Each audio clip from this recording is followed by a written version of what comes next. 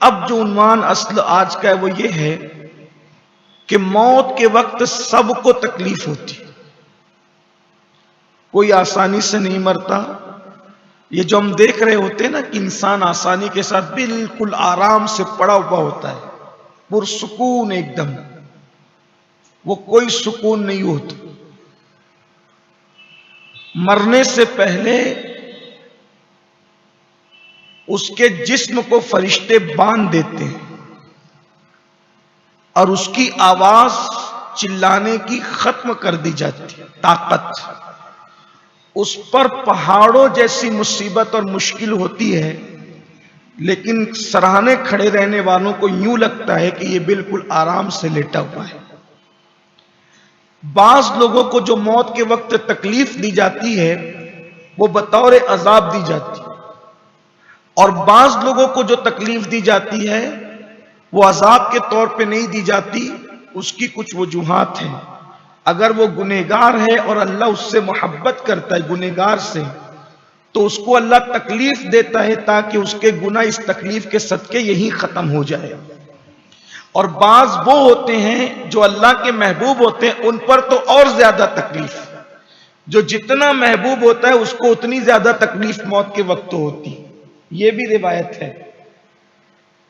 इसीलिए सबसे ज्यादा तकलीफ अगर दुनिया से जाते वक्त किसी को हुई है तो हम सब के आका व मौला खातिमुन नबीयीन सल्लल्लाहु अलैहि वसल्लम को हुई है। इसलिए कि अंबियाए किराम को जो बुखार आता है वो अवाम से ज्यादा आता है। अल्लाह के रसूल अलैहिस्सलातु व तस्लीम फरमाते हैं, अल्लाह की आजमाइश सबसे पहले अंबिया पर, और फिर जो अंबिया के जितने करीब होते हैं उन पर ज्यादा आजमाइश डाली जाती है। तो मौत की तकलीफ हर एक के लिए अजाब नहीं है, कुछ लोगों के लिए रहमत है, कुछ लोगों के लिए बुलंदी दर्जात का जरिया है। उम्मुल मोमिनीन सैयदा आयशा सिद्दीक़ा फरमाती हैं कि हुजूर अलैहिस्सलाम के विसाल से पहले मैं जल्दी और आसानी की मौत को अच्छा समझती थी, लेकिन जब मैंने अल्लाह के रसूल अलैहिस्सलाम को दुनिया से जाते वक्त तकलीफ में देखा, फिर उसके बाद मैं कभी किसी की आसानी की मौत पर मैंने कभी रश्क नहीं किया। कई तकरीरों में मौका आया तो हमने गुफ्तगू की हुजूर के दुनिया से जाने का मामला, लेकिन चूंकि ये किस्तवार सिलसिला है तो मैं थोड़ा इशारा आपको देना चाहता हूं। अल्लाह के रसूल अलैहिस्सलाम मरजुल विसाल में, ये बहुत मालूमाती बात है हमारे और आप सबके लिए, आपको अच्छा लगेगा। इसलिए कि आजकल अगर मोहल्ले में कोई सकरात में हो तो औरतें बातें करती है, मोहल्ले में बातें होती है कि देखो बड़ा मुजरिम था, ये भर रहा है, मरते वक्त भर रहा है, बहुत तकलीफ में है। ऐसा नहीं कहना, इसलिए कि उसकी तकलीफ उसके गुनाहों का कफारा बन रही है, और अगर नेक है तो उसके दर्जात का सबब बन रही है। अल्लाह के हबीब अलैहिस्सलाम मरज़ विसाल में कुल कमोबेश 16 दिन रहे। हुजूर अलैहिस्सलाम 16 दिन तक बीमार रहे। माए सफर में अल्लाह के हबीब अलैहिस्सलाम की बीमारी शुरू हुई और रबीउल अव्वल शरीफ के पहले हफ्ते में अल्लाह के हबीब सल्लल्लाहु अलैहि वसल्लम दुनिया से तशरीफ ले गए। अब इस पर मैं कोई बहस नहीं करना चाहता कि हुजूर अलैहिस्सलाम का विसाल किस तारीख को हुआ, ये नहीं कहना चाहता। ये हम रबीउल अव्वल शरीफ में इस पर कभी गुफ्तगू करेंगे, लेकिन आकाए करीम सल्लल्लाहु अलैहि वसल्लम का विसाल रबीउल अव्वल शरीफ के पहले हफ्ते में हुआ। सफर के अंदर बीमारी शुरू हुई और हर दिन बीमारी बढ़ती गई। हुजूर अलैहिस्सलाम के मरज़ विसाल का जो पहला दिन था जिसमें बीमारी का आगाज हुआ, वो दर्द सर से शुरू हुआ।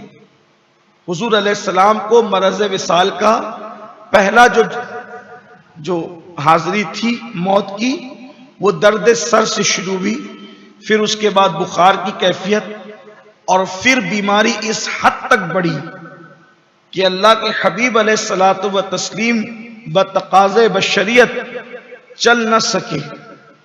तो एक मकाम ऐसा भी आया कि अपने दो असहाब के कंधों पर हाथ रखकर हुजूर अलैहिस्सलाम जब मस्जिद में तशरीफ ले जाते तो हुजूर अलैहिस्सलाम के पैर जमीन से मस होकर के मस्जिद में जा रहे होते। इस शान से भी अल्लाह के रसूल अलैहिस्सलाम मस्जिद में तशरीफ ले गए। और फिर जो आखिरी दिन था मरज़ विसाल का, जिस दिन अल्लाह के हबीब अलैहिस्सलाम ने पर्दा फरमाना था, वो पीर का दिन था। तारीख में इख्तिलाफ है लेकिन दिन पर पूरी उम्मत का इत्तिफाक है, वो दोशंबे का दिन था, पीर का दिन था। तो अल्लाह के हबीब अलैहिस्सलाम पर बुखार की कैफियत इतनी थी कि हुजूर अलैहिस्सलाम पर ठंडे पानी की जो बर्तन थे वो लाकर रखे गए थे। हुजूर अलैहिस्सलाम उस ठंडे पानी में अपना हाथ डालते थे और मुंह पे मलते थे और कहते थे मौत की सख्ती बहुत ज्यादा है, मौत का जाम बहुत तल्ख है।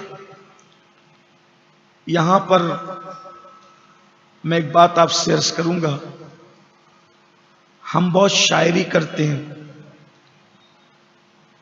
अच्छी चीज है कि मौत के वक्त ऐसा करेंगे और ये होगा और ये होगा, लेकिन शायरी अपनी जगह है और हदीस के हकायक अपनी जगह है। आप मुझे बताएं, जिसकी खातिर कायनात बनाया, जिसकी खातिर आलम को सजाया, जिसकी खातिर जन्नत बनाई, जिसका इनकार करने वालों के लिए जहन्नम का अजाब तैयार किया, जिसको अपना महबूब बनाया, अपना मतलूब बनाया, जिसके दीदार के खुद तालिब हुए, जिसको मेराज का दूल्हा बनाकर लामकां की बुलंदियों पे बुलाया, जिसकी रजा को अपनी रजा, जिसकी मोहब्बत को अपनी मोहब्बत, जिसकी इताअत को अपनी इताअत, जिसकी नाफरमानी को अपनी नाफरमानी करार दिया, जब वो महबूब दुनिया से जा रहे हैं तो खुद ठंडे पानी में हाथ रख करके चेहरे पे मलते और कहते हैं मौत की तकलीफ बहुत सख्त है, मौत का जाम बहुत कड़वा है। जब अल्लाह के रसूल दुनिया से जाते वक्त इतनी तकलीफों से गुजर करके गए, तो मैं और आप जब दुनिया से जाएंगे तो हमारी तकलीफों का आलम क्या होगा। वो एक घाटी है जिसे मौत कहते हैं। अगरचे हमारे गुनाह माफ होंगे, किसी के दर्जात बुलंद होंगे, लेकिन बहरहाल हमें उससे गुजरना है। बहुत हल्के में लेते हैं लोग जिंदगी के फलसफे को, मौत के फलसफे को, लेकिन हकायक ये। हजरत अम्र इब्न आस सहाबी रसूल है, जब दुनिया से जा रहे थे तो उनके बेटे ने पूछा था अब्बा कैसा लग रहा है। तो आप फरमाते हैं बेटा ऐसा लगता है कि जैसे पहाड़ मेरे सीने पे रख दिया गया और मैं अपनी नाक से सांस नहीं ले रहा हूं बल्कि मैं सुई के नाके से सांस ले रहा हूं। और फरमाया अगर किसी के पेट के अंदर बबूल का दरख्त डाल दिया जाए और उसके कांटे उसके बाल बाल में फंस जाए और नीचे से कोई ताकतवर इंसान खींचे तो उस वक्त तो उसको कैसी तकलीफ होती है, वही तकलीफ तेरा बाबा महसूस कर रहा। ये तकलीफ है। इस घाटी से हम सबको गुजरना। अब आप मुझे यहां बताएं कि जब इतनी सख्त तरीन तकलीफ होगी, थोड़ा गौर करना यहां पर, इतनी सख्त तरीन तकलीफ होगी तो इंसान का दिमाग कितना उलझा होगा उसमें, और इंसान किस कदर बेचैन बेकरार होगा। इसीलिए कहा गया वहां रो मत, चिल्लाओ मत, बच्चे ना हो वहां, रोने चीखने वाले बच्चे ना हो, क्योंकि एक इंसान पहले ही इस तकलीफ में, जब तकलीफ होती है तो आदमी चिड़चिड़ा हो जाता है, अगरचे उसकी ताकत खत्म कर दी गई है। अब रोने वाला बच्चा वहां रोए या कोई चिल्लाने वाला, वहां का माहौल बिल्कुल साइलेंट होना चाहिए। जब किसी की रूह निकल रही हो बिल्कुल सन्नाटे का, खामोशी का माहौल होना चाहिए, सुकून का माहौल होना चाहिए, और वहां अगर मोमिन मर रहा है, जाहिर सी बात है कि सब तो ईमान वाले ही हैं, तो वहां लोगों को अच्छी अच्छी दुआएं करनी चाहिए, क्योंकि वहां उस वक्त रहमतों के फरिश्ते नाजिल होते। फिर उसके बाद वहां सूरतुल यासीन पढ़ना चाहिए, इसलिए कि अल्लाह के रसूल अलैहिस्सलातु व तस्लीम फरमाते हैं, अपने दुनिया से जाने वालों के सराहने सूरह यासीन की तिलावत करो, क्योंकि सूरह यासीन की बरकत से मौत की तकलीफ अल्लाह आसान कर देता है। इसी तरह सूरह राद, इसकी तिलावत करना भी मुस्तहब है।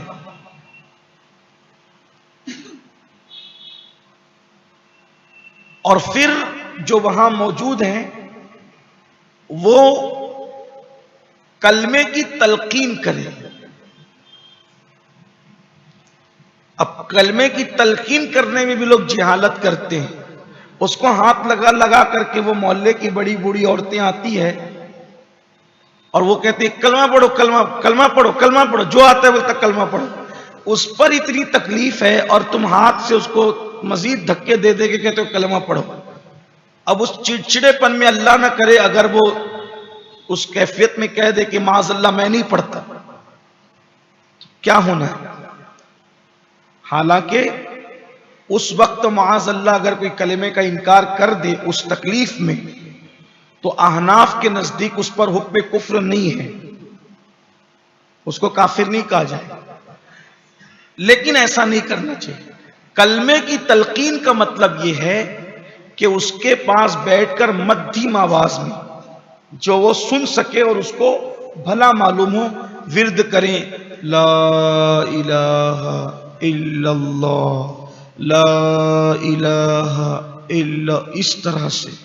ये है तलकीन। उसको बार बार हिला हिला करनी का एक कलमा पढ़ो करना।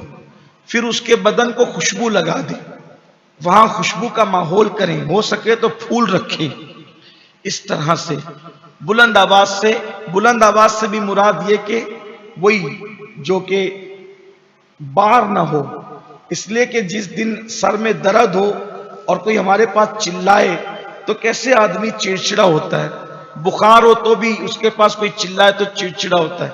अरे अगर मुकर्रिर खतीब साहब जा रहे हो और नारा लगाने वाली पब्लिक उसके कान के पास नारा लगा दे तो भी गिरा गुजरता है, तकलीफ होती है, ये चीज होती है। तो कोई ऐसा काम ना करें। देखिए ये सब इसलिए होता है कि हमारे पास इल्म नहीं, और ये सिलसिला इसलिए शुरू किया है कि कम से कम हम इसको सीख लें, तो हम ये नादानी ना करें, इस तरीके से कम फहमी की बुनियाद पर अपने मुर्दों को जाते हुए अजियत का सबब न बने। तो सूरह यासीन की तिलावत भी हो, इत्मीनान से हो, बस उतना सुन सकें, लेकिन उसको तकलीफ नहीं होना चाहिए। अब रिश्तेदारों की मोहब्बत भी अजीब और मोहब्बत है। बेचारा इतनी मुश्किल में खुद है और वहां बेटियां चिल्ला चिल्ला के रो रही, उसको अपनी पड़ी है, बहुएं वहां जबरदस्ती चिल्ला चिल्ला के रो, बेटे जबरदस्ती वहां चिल्ला चिल्ला के रो रहे। अभी थोड़ी देर पहले तक के बोल रहे थे कि बुढ़ा मरता भी नहीं, कब खांसता रहता रात भर, बीमारियों का शिकवा करते रहते थे, और अब जब सकरात की वो तकलीफ में है तो सबको मोहब्बत छूट गई है।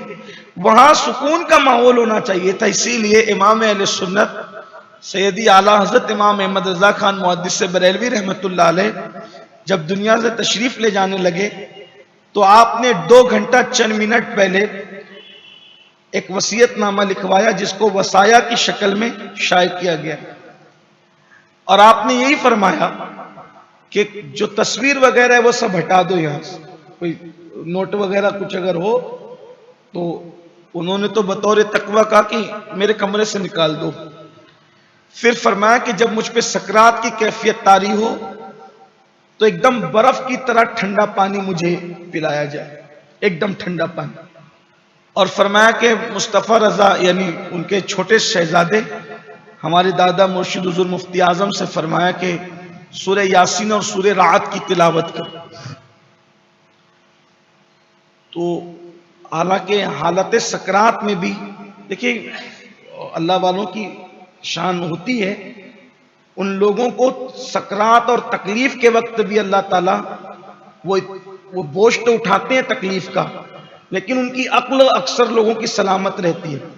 हुजूर मुफ्ती आज़मीन बाप दुनिया से जा रहे हैं, तिलावत कर रहे हैं, तो उस घबराहट में वो तिलावत करते हुए कभी आगे पीछे हो जाते हैं। तो इमाम अहले सुन्नत वो तकलीफ में होते हुए भी उनको कुरान मुकद्दस के हवाले से लुकमा देते का ये सही पढ़ो, इस तरह पढ़ो। यानी जिनका ताल्लुक बिल्ला और ताल्लुक बिर रसूल मजबूत होता है, उस तकलीफ में भी फिर उनकी ये शान होती है। लेकिन हम तो अपनी बात कर रहे हैं, गुनहगारों की, हम मुजरिमों की बात कर रहे हैं कि तकलीफ तो सबको उठानी है तकलीफ, लेकिन उस वक्त तो माहौल पुरसुकून रखो, रोने वालों को निकाल दो खामोशी के साथ। कुत्ता वहां ना हो, तस्वीर वहां ना हो, बदबू की कोई चीज वहां ना हो, नापाक औरतें जिन पर महीने की वो नापाकी तारी है वो वहां उस वक्त रूह निकलते वक्त मौजूद ना हो।